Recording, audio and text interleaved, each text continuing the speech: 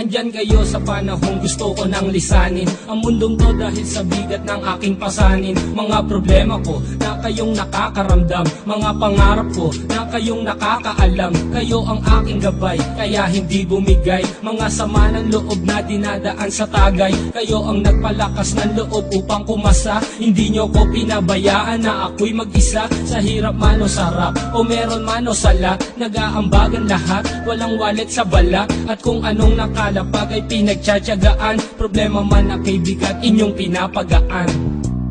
Di ko malilimutan, kaibigan ng pinagsamahan, mga bagay na nangyari, lungkot man o ngiti, mga ginto kong sandali. Di ko malilimutan, kaibigan ng pinagsamahan, mga bagay na nangyari, lungkot man o ngiti, mga ginto kong sandali.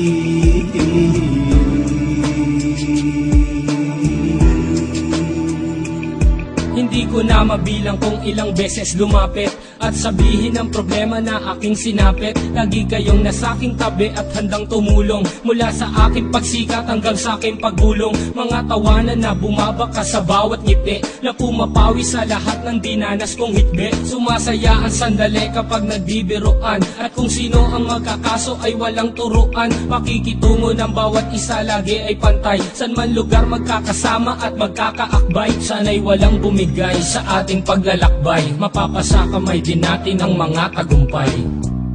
Di ko malilimutan, kaibigan ng pinagsamahan, mga bagay na nangyari, lungkot man o ngiti, mga ginto kong sandali. Di ko malilimutan, kaibigan ng pinagsamahan, mga bagay na nangyari, lungkot man o ngiti, mga ginto kong sandali.